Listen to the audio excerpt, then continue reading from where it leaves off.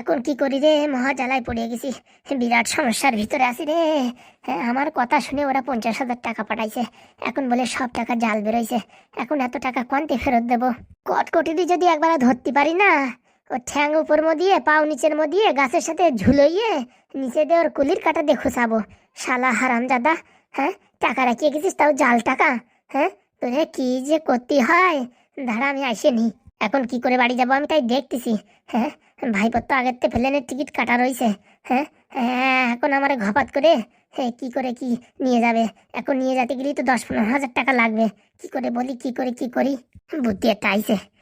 এই কথা বললি পারে ভাইপো আর কিছু বলবে না রে, নয়তো বলবে হ্যাঁ আগের থেকে যাবা, তা আগের থেকে বললি ভালো হতো। ভাইপো ওই যে আসতেছে, পাড়া শোনা যাচ্ছে, নাটক শুরু করে দিই। হুড়ি মারে, হুড়ি বাবা রে, কি পেটের ব্যথা উঠিছে রে। হ্যাঁ, কি পেট ব্যথা করতেছে রে, মনে হচ্ছে আর বাঁচবো না। কাকা, ও কাকা, মারে বাবা রে, মরে গেলাম রে, মরে গেলাম, আমি আর বাঁচবো না। উড়ি মারে, উড়ি বাবা রে। কাকা, হ্যাঁ কি হয়েছে কাকা? ভাইপো বিশাল পেট ব্যথা করতেছে। হ্যাঁ, তুই তো আজকে চলে যাবি, হ্যাঁ আমি এখানে কি করে থাকবো? কি হয়েছে হ্যাঁ সেটা বলবা তো? পেটের ভিতরে বিরাট পেট ব্যথা করতেছে। আগের বার এই লিভার খারাপ হয়ে গেছিল না, পেটে কিরকম ব্যথা করতেছিল, সেই রকম ব্যথা করতেছে। বলছি আবার তুমি বাংলা টাংলা খাও না তো?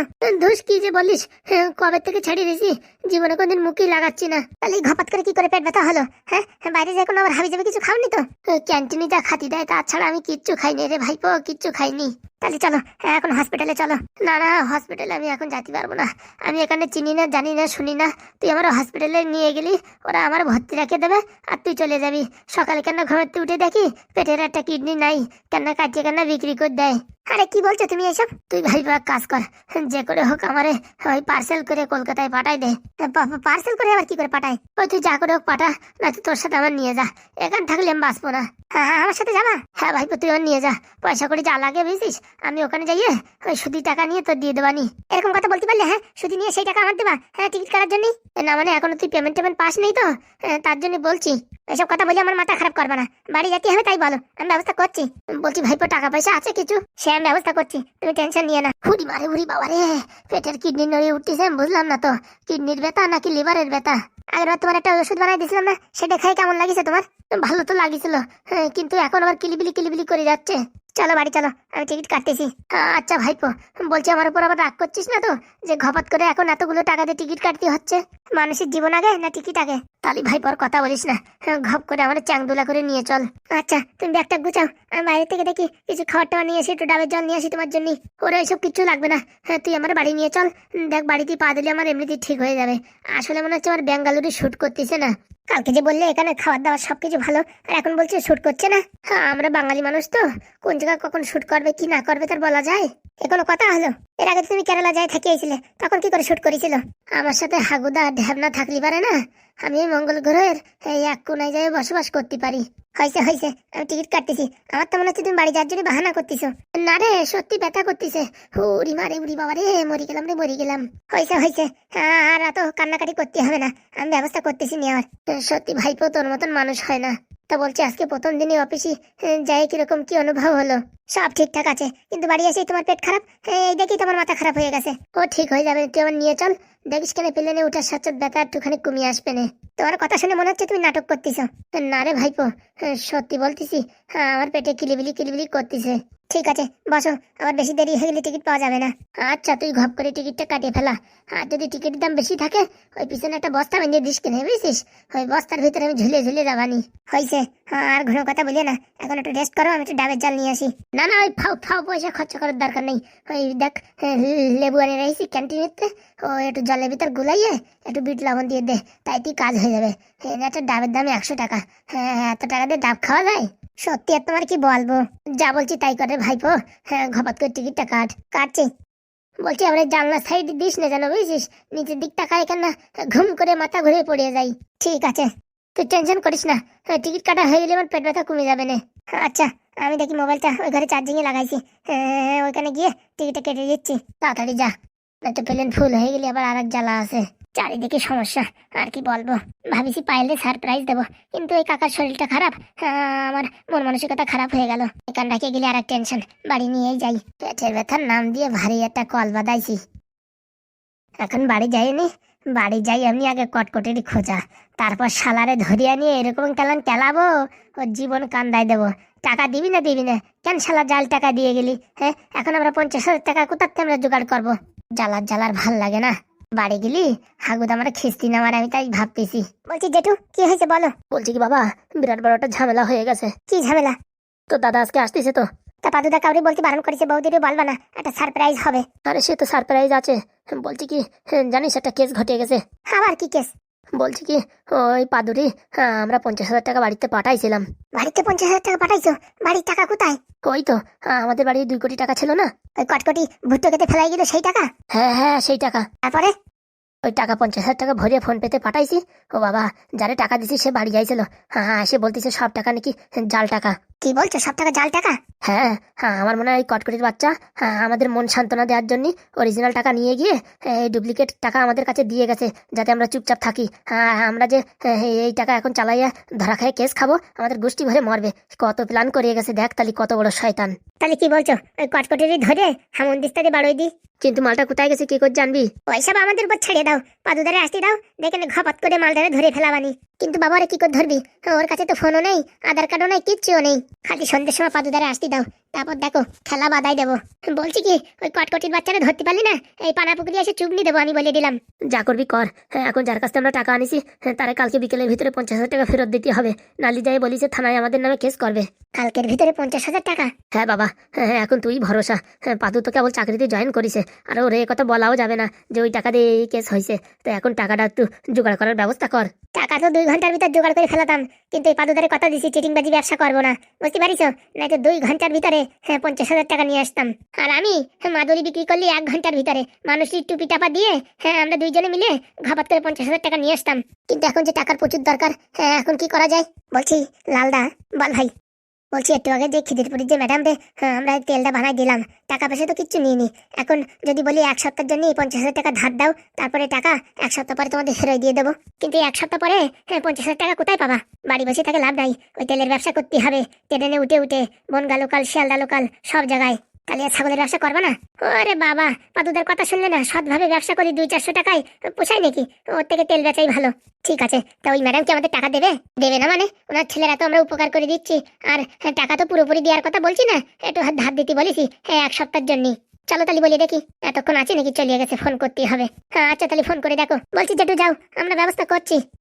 কোথাতে আনবি রে বাবা টাকা? ও নিয়ে তুমি টেনশন করো না, তুমি পাদুদারে বলো না যে ওই টাকা দিয়ে টিকিট কাটা হয়েছে, এমনি বলবা যে আমরা এই 1 দুটো বের করেছিলাম, তারপর চালাতে যাই দেখি কি জাল টাকা, এই হিসেবে বলবা, ঠিক আছে?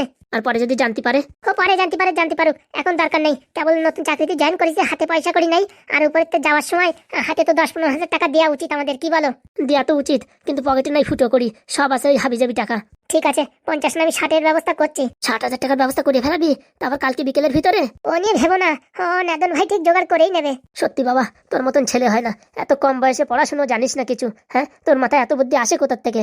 এত কথা বলার সময় নেই, এখনই আমাদের এক জায়গায় যেতে হবে। তোমরা বাড়ি যাও, ঠিক আছে? আরে দাদার জন্য ভালো মন্দ রান্না বাড়ি করতে বলো মারে। এই তো এখন আমরা খাসির মাংস কিনতে যাবো, কিন্তু টাকাও নাই পকেটে, এখন বাকি আনতেই হবে। ওই মদন দারে আমার নাম বলো, বুঝছো? 2 কেজি খাসির মাংস নিয়ে যাও। মদনটা তোর নাম বলি দেবে? মদন দেবে, মদনের গোষ্ঠী দেবে। যাইয়ে বলে তো দেখো। বলছি বাবা, তুই যা করিস ভাবে চিন্তে করিস, কালকে বিকেল অব্দি কিন্তু সময়, ও নিয়ে চাপ নিও না, আমি সব ব্যবস্থা করেই ফেলবো। চলো লালদা, চলো চল ভাই।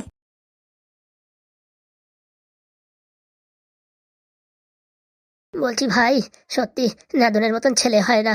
প্রথম প্রথম ভাবিছিলাম যে ছেলে জন্ম দিছি গ্রামের মানুষের কাছে শুধু বেশি কথা শুনতেই হবে, এখন যতই দেখছি ওরে নিজেই মুগ্ধ হয়ে যাচ্ছি যে এরকম ছেলে, মানে আমার ছেলে, আমি বিশ্বাস করতে পারছি না। সত্যি নাদন যদি পড়াশোনা করতো না, ও পাদুর মতন জিনিয়াস হতো। সবার দ্বারা সবকিছু হয় না, ও যা করছে করুক, সবাই যদি পড়াশোনা করে তাহলে এই বাদ বাকি কাজগুলো কারা করবে? সেটাও তো ঠিক কথা। চলো চলো, ওইদিকে পাদু ভাই পাওয়ার চলে আসবে, ওই মদনের দোকানতে 2 কেজি খাসির মাংস নিয়ে যাই। সত্যি ভাই, তোর ছেলে তো না মনে হয় একটা রত্ন। বয়স হচ্ছে একটুখানি, সারা দেশের মানুষই ওরে চেনে। কোথায় সেই খিদিরপুর, সেইখানে লোকটাই চেনে, আর কি বলবো। ভগবানের কৃপা, আমি আর কি বলবো। চল চল তাড়াতাড়ি চল। চলো। এই সর্বনাশ, হাগুদা আবার কি হলো? বলছি নাদনকে বললে না তো বৌমার দাদুরি আসার কথা? ও আমি ফোনে বলে দিছি, ও ফোন করেছিল। তাহলে আসবে? তাহলে আর 500 গ্রাম খাসির মাংস বেশি নিলে হতো না? কি বলিস, ওই বুড়ো মানুষ 500 গ্রাম খাতে পারবে? কি যে বলো, আজকাল বুড়ো মানুষরাই বেশি খায়। ঠিক আছে চল, তাহলে 2.5 কেজি নিলেই হবে। চলো। ভাবছিলাম খাসির সাথে বাংলা খাবো, কিন্তু এখন যা পরিস্থিতি, বাবারে বাবা, টাকা পয়সা হিসেব করে খরচা করতে হবে। হারামজাদা কটকটির একবার পাই, ওরে হামুন দিস্তা দিয়ে বাড়বো। কি হয়েছে বৌমা, ডাকছো কেন? বলছি কি কাকে, আমি একটু সামনের দোকান থেকে আসছি। সামনের দোকানে কেন? ওই আমার মোবাইলে রিচার্জ শেষ হয়ে গেছে, তাই একটু রিচার্জ করে আসবো। ও মা, দুদিন আগে তো মোবাইল কিনলে, এর ভিতরে রিচার্জ ফুরিয়ে গেল? না না, কল করা রিচার্জ আছে, ওই ভিডিও কল করবো, সের জন্য একটু নেট ফুল হয়ে গেছে, তাই নেট ভর্তি যাবো। আরে বাবা, তা তোমার যাওয়ার দরকার কি? ওই নেদন আসুক বাড়ি, নেদনটা দিয়ে পাঠাবানি। না না, আমার এখনই আর্জেন্ট দরকার, আমি সামনের দোকান থেকে আসছি। বলছি মা, আমিও সঙ্গে যাচ্ছি। না না, আপনি যে বললেন বাড়ি আজকে অতিথি কুটুম্ব আসবে, তা আপনি রান্না বান্না করেন, আমি যাবো আর আসবো। বলছি মা, বাড়ি সবাই আসলে আমার বকাঝকা করবে যে বৌমার একা পাঠাইছো কেন। এমন কথা বলেন, আমি মনে হয় চলাফেরা কিচ্ছুই পারি না, আমি মনে হয় বোবা। আমাকে কি অশিক্ষিত ভাবেন নাকি? না না, আমার কথার মানে উদ্দেশ্য সেটা না, আমি আর কি বলছি, নতুন নতুন জায়গা তো, আমি সঙ্গে আসতাম। না না, আপনি রান্না করেন, আমি যাবো আর আসবো। আচ্ছা, তাড়াতাড়ি চলে আসো। এই তো, ওই সামনেই তো দোকান, আমি সেদিনই তো দেখলাম। যাবো আর আসবো, যেতে 2 মিনিট, আসতে 2 মিনিট, আর রিচার্জ করতে 1 মিনিট, 5 মিনিট থেকে 6 মিনিট। বাড়ি কেউ নেই, সবাই আসার আগে চলে আসো, তাহলে আমার আর বেশি কথা শোনা লাগবে না রে। আচ্ছা, আর কেউ কিছু বলবে না, আমি তো আছি, আপনি টেনশন করবেন না। আমার না মা, লোকের বেশি কথা বিশাল ভয় লাগে। আচ্ছা ঠিক আছে, আপনি টেনশন নেবেন না, আমি যাবো আর আসবো। ঠিক আছে। বাবার বাবা, এখন যদি কোনো অঘটনা হয় বা কোনো ঝামেলা হয়, সব দোষ আমার পরে। কি বিপদে যে পড়েছি আর কি বলবো। বাড়ি কেউ থাকে না, সব দায়িত্ব আমার উপর দিয়ে চলে যায়। আরে মেয়েটা এখন গেল রিচার্জ করতে, আর কি বলবো, ভাল লাগে না। আবার এদিকে কাজ বাজ গাদ্দিখানি পড়ে রয়েছে, আবার রাত্রিবেলায় কোন অতীত আসবে, তার জন্য রান্না করতে হবে। থালা বাসন দেখি এই পুকুরের গোড়ায় রয়েছে, ঝপাত করে ধুয়ে নিয়ে আসি। জীবনটা পুরো ঝালাপালা হয়ে গেল। রান্না করতে কোনো কষ্ট নাই, কিন্তু এইসব হাবিজাবি ঝামেলা, এসব আমি পোহাতে পারি না বাবু। আজকে স্বামী আসুক, হাগুদা আসুক, আমি বলে দেবো, আমি এসব কিন্তু কন্ট্রোল করতে পারবো না। কিটা কোথায় যাচ্ছে কি না যাচ্ছে আমি দেখতে পারবো না। আমার রান্না করতে বলো, আমি সারা জীবন রান্না করবো, তাতে আমার কোনো অসুবিধা নেই। বলছি, তোমায় তো এর আগে কোনোদিন এখানে দেখিনি। বলছি, কে তুমি? আমি আবার কে? আমি পাদুর বউ। তুমি তাহলে পাদুর বউ? কেন, পাদুর কি 10টা বউ আছে নাকি? কি সর্বনাশ আমার হলো, আমি এ কথা কারে বলবো? মানে পাদু আমার সাথে প্রেম ভালোবাসা করে, আমার সাথে ঘোরাঘুরি করে, সারা পৃথিবীর মানুষই জানায় ফেলাইছে আমি পাদুর গার্লফ্রেন্ড, ওর সাথে আমার বিয়ে হবে। ঝপাত করে আমার ছেড়ে দিয়ে তোমার বিয়ে করে নিল কেন, আমি বুঝলাম না। কি উল্টোপাল্টা কথা বলছো? আর আমার এখন কাজ আছে, রাস্তা ছাড়ো, আগে আমার কথাগুলো শোনো, তারপরে যাও। আরে আমার খুব ব্যস্ত, আমি পরে শুনছি। আমার জীবনের থেকে দামি কোনো কিছু আছে? বলো। বলছি তুমি বাড়ি বসো, আমি যাবো আর আসবো, 10টা মিনিট সময় দাও। আমি 1 মিনিটের সময় দিতে চাই না, আরো বাড়ি আমি বসতেও চাই না। যে বাড়ি থেকে আমারে ঘাড় ধাক্কা দিয়ে বের করে দিয়েছে, সে বাড়ি আমি যেতে চাই না। মানে বুঝলাম না। এক কাজ করো, তুমি এইখানে দাঁড়াই থাকো, আমি যাবো আর আসবো। দেখো, তুমি যদি এখন আমার কথা না শুনে চলে যাও, তাহলে এই পৃথিবী ছেড়ে আমি চলে যাবো, আর যাওয়ার আগে তোমার নাম লিখে যাবো, বুঝতে পারিছো? সারা জীবন তুমি যাবজ্জীবন জেল খাটবা, মনে রাখো। এই কি কথাবার্তা বলছো? কি ভালোবাসি পাদুরি আমি, রাত্রি ঘুমাতে পারি না, চোখ বন্ধ করলি পাদু, চোখ খুললি পাদু, যেখানে যাই শুধু চারিদিকে পাদু আর পাদু। এত ভালোবাসি, সেই ছেলেটা আমারে মিথ্যে কথা বলে তোমার সাথে বিয়ে করে ফেললো। মানে আমি কিছু বললাম না। পাদু তো বললো যে ও আগে একজনে ভালোবাসতো, তার বিয়ে হয়ে গেছে। সে তো আগের জন, আমি হচ্ছে পরের জন। মানে পাদু দুই দুটো প্রেম করেছে? হ্যাঁ, দুটো না আরো বেশি, তা কে জানে। কি কথা বলছো? ঠিকই বলছি। আমার ছেড়ে কেন যে তোমার বিয়ে করলো বুঝলাম না। বলছি, বিয়েতে টাকা পয়সা কিছু দেছো নাকি? আমরা কোথাতে টাকা দেবো? আমরা গরিব মানুষ, আমরা দিন আনি দিন খাই, আমরা কোথাতে টাকা দেবো? তাহলে কেন পাদু আমায় বিয়ে করলো না? আমার বাবার বিষয় সম্পত্তি সব ওর নামে করে দিত, সব কিছু ওরই থাকতো, আমি একটা মাত্র মেয়ে। তুমিও তো একা, তাই তো? হ্যাঁ, আমি একা, কিন্তু আমাদের বিষয় সম্পত্তি কিচ্ছু নেই। তাহলে পাদু আমার বিয়ে করলো না কেন? দেখো, আমি বাবা তোমার কথা বিশ্বাস করতে পারছি না। ওই পাদু আসুক, পাদুর সাথে কথা বলে আমি বলছি। শোনো, পাদু যদি এখানে দেখে না আমারে, তাহলে অনেক বড় ঝামেলা হয়ে যাচ্ছে। আমি তোমারে বলে যাচ্ছি, আমার নাম হচ্ছে টুম্পা। বলবা পাদুর কাছে যে টুম্পারে বিয়ে না করে তুমি আমারে বিয়ে করলে কেন? আর যদি তোমার কথা মিথ্যে হয়? মিথ্যে হবে না, মিথ্যে হলে ওর ঘরের সামনে আসতাম কেন? তাহলে তুমি যদি পাদুরি ভালোবাসো, পাদু যদি তোমার ভালোবাসে, তা তোমার বিয়ে না করে আমার বিয়ে করলো কেন? সেই কথার জন্যই তো আমি আজকে এইখানে আইছি। হ্যাঁ, আমার বিচার চাই। দেখো বাবা, আমি তো তোমার চিনি না, আর পাদু এখন ব্যাঙ্গালোরে আছে, ও আসেনি, তারপরে আমি তোমার ডেকে একটা কথাবার্তা বলবানি। বলছি, তোমার মনের ভিতরে কোনো রাগ হচ্ছে না? হ্যাঁ, যে আমার ছাড়ে তোমার বিয়ে করেছে, আর আমার মতন একটা ভালো সুন্দরী মেয়েরে ধোকা দিয়ে তোমার সাথে বিয়ে করেছে, তোমারও ধোকা দিচ্ছে, এতে তোমার রাগ হচ্ছে না? বলছি রাগ তো তখন হবে যখন জানবো ব্যাপারটা সত্যি। আমি তখন বিশ্বাস করতে পারছি না। তুমি তো আমার সাথে নাটকও করতে পারো সংসারে ঝামেলা লাগানোর জন্য। কি বলছো? আমার চোখের জল দেখে তোমার বিশ্বাস হচ্ছে না? হ্যাঁ, যে আমি তোমার সংসারে ঝামেলা লাগানোর জন্য বলতে আইছি? আর কোনো মেয়ের সাহস আছে কারোর সংসারে এরকম ভাবে ঝামেলা লাগানোর, যদি কোনো কিছু কথাবার্তা সত্যি না হয়? দেখো, আমার এখন প্রচন্ড তাড়া। হ্যাঁ, আর তোমার কথা যদি সত্যি হয় না, তা আমি বলে দিচ্ছি পাদুরে আমি ডিভোর্স দিয়ে দেবো। সত্যি বলছো? হ্যাঁ, সত্যিকারে বলছি, আমি পাদুরে ডিভোর্স দিয়ে দেবো। যদি তোমার পাদু ভালোবাসতো বা তুমি পাদুরে ভালোবাসতে আর আমার না জানাই এত বড় একটা অভিনয় করিছে, আমি পাদুরে ডিভোর্স দিয়ে দেবো। সত্যি দিদি, সত্যি, তোমার মতন মানুষ হয় না। আর যদি মিথ্যে হয় না, তাহলে তোমারও আমি ছাড়বো না বলে দিচ্ছি। হ্যাঁ একদম, আমি রাজি। আমার ফোন নাম্বারটা লিখে নাও, বলো আমার মনে থাকবে। 00077553229। আচ্ছা ঠিক আছে, পাদু আসার সাথে সাথে আমার ফোন করবা তুমি জানার পরে, ঠিক আছে? আচ্ছা, আমি রাত্রি ফোন করে পাদুর সাথে ঝগড়া করবো। ঠিক আছে। বলছি তোমার সাথে পাদুর কোনো ছবি আছে? না না, সেরকম তো কোনো ছবি নেই। তাহলে তো এখনই প্রমাণ হয়ে যেত পাদু তোমার ভালোবাসতো আর তুমি পাদুরে ভালোবাসতে। হ্যাঁ, আমাদের কাছে সেরকম ছবি নেই। আর যদি আমার ফোনে থাকে না, তাহলে আমি তোমার আমি দেখাবানি।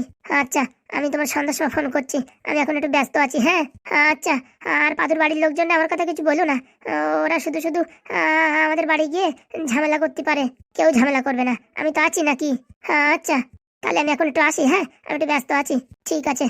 এই কথা যদি সত্যি হয়, তাহলে পাদুরি ডিভোর্স দিয়ে আমার কাছে একদম ইজি হয়ে যাবে। আরে দাদু কিছু বলতে পারবে না, পাদু কিছু বলতে পারবে না, আমার জীবনটা পুরো একদম হালকা হয়ে যাবে। যাক, সংসারে আগুন লাগাই দিছি। ডিভোর্স হোক না হোক, সারাদিন এই নিয়ে ক্যাচক্যাচি একটা চলতেই থাকবে। সারা জীবন আমার নাম মনে রাখবে, টুম্পা কি জিনিস করে দিয়ে গেছে।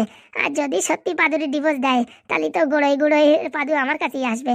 কারণ কি, ওরে তার কেউ মেয়ে দেবে না, আর আমার কাছেই আসতেই হবে। আমার বাপ যা পারলো না, আমার মা যা পারলো না, আমি তাই করে দেখালাম। বললি হবে না, টুম্পা তোর ট্যালেন্ট আছে। বন্ধুরা, সংসারে কিরকম গন্ডগোল লাগালাম, ভালোই তো নাকি? দেখো এবার কিরকম বিষ জ্বালা শুরু হয়ে যায়। আর আজকের ভিডিওটা একটু ছোট হয়েছে, প্রচন্ড মাথা যন্ত্রণা। হ্যাঁ, বুঝতে পেরেছো? হ্যাঁ, তাই তোমাদের জন্য একটুখানি কি ভিডিও। আর কালকের থেকে বড় ভিডিও আসবে। ভালো থাকো, সুখী থাকো, আর সংসারে আগুন লাগানোর ভিডিও দেখতে থাকো। পাদুর ঘরে লাগলো আগুন, বললি হবে না, ঠেলা আছে, খরচা আছে।